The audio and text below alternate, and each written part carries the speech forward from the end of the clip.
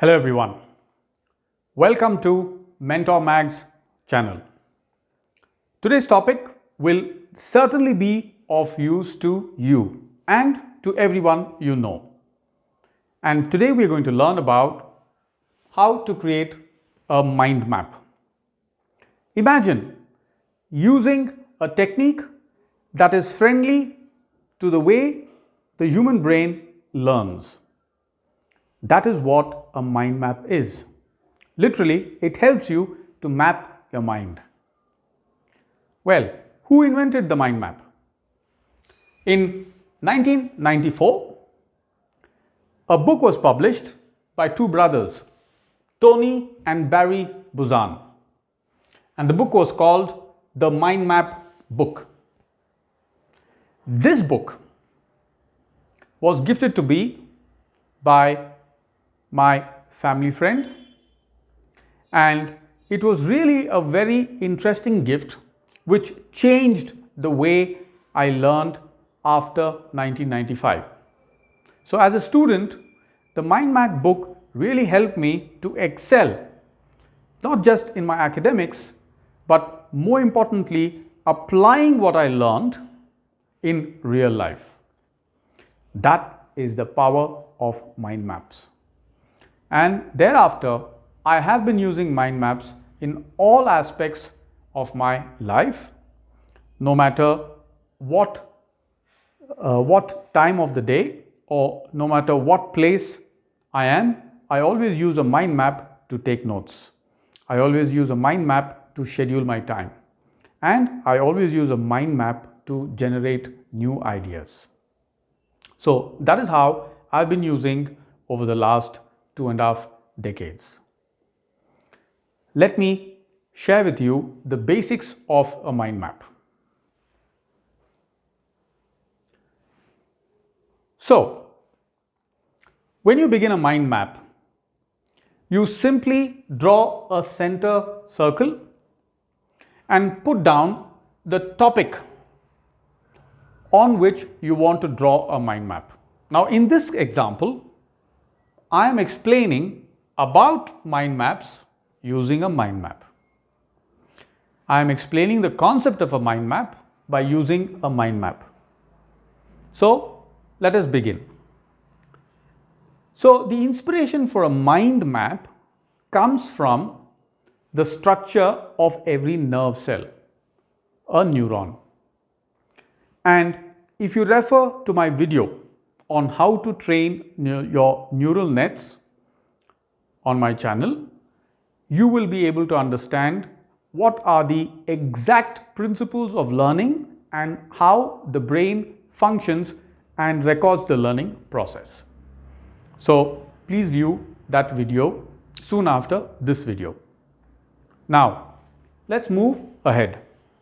So the mind map was inspired by the structure of the nerve cell and how the neurons communicate with each other during the learning process. So the key idea in a mind map, for example, over here is the story of the inventors, Barry and Tony Buzan.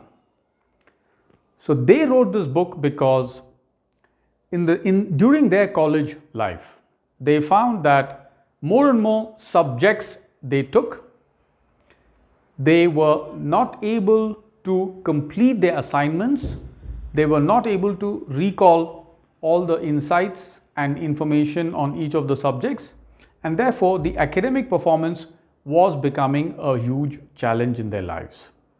That is when they delved into how to learn in order to revise their learning structure from a linear methodology to a radiant thinking process.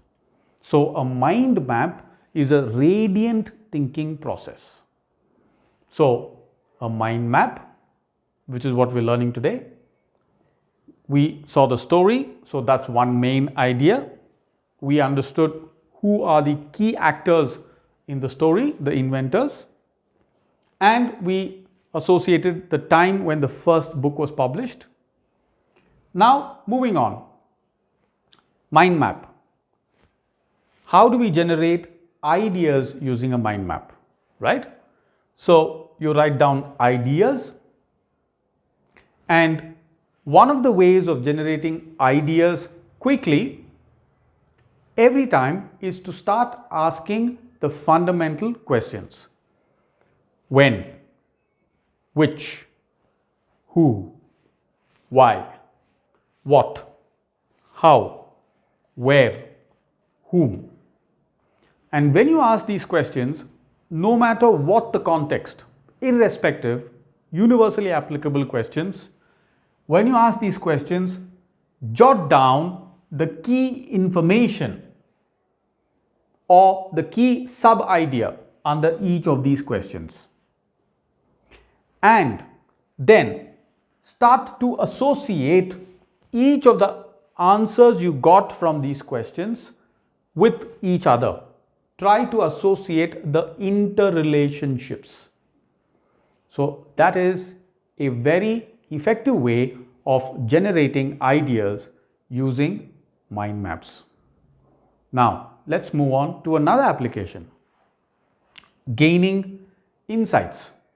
So mind maps, as you begin to use and create your own mind maps, you will be able to generate more and more insights from the same mind map that you had created.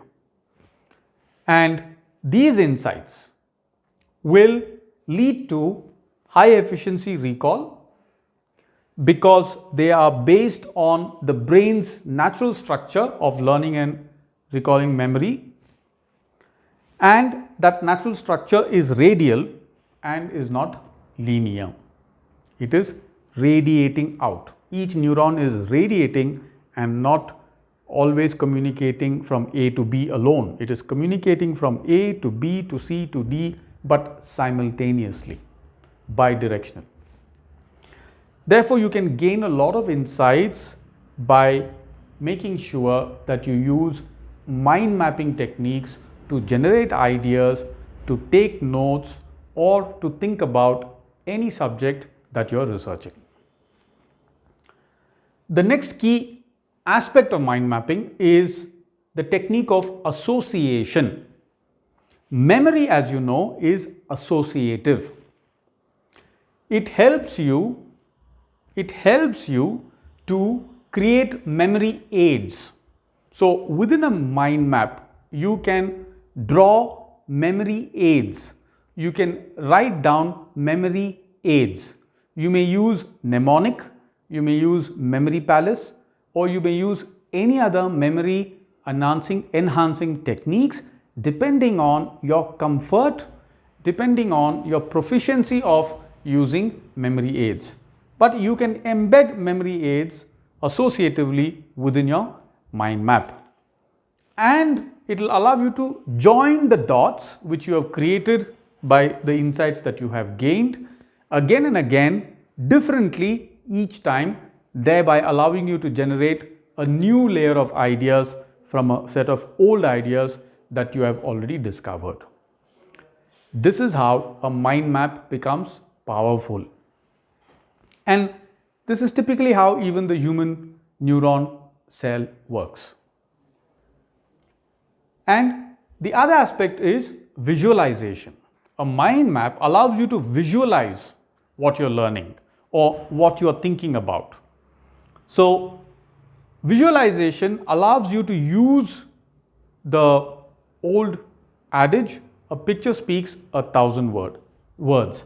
In this case, you have to draw the picture in your own way, whatever may be the clarity of the picture or however good or not so good it may look, but the picture belongs to you as you have drawn it, as you have visualized it, and therefore your brain will be able to interpret it much more faster and much more intelligently. The recall will be much more effective.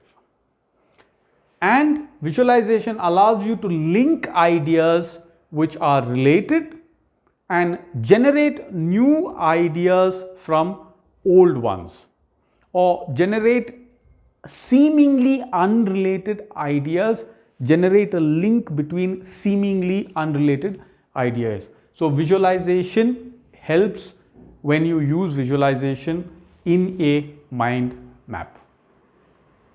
So for example, instead of writing the word car, you may draw a car.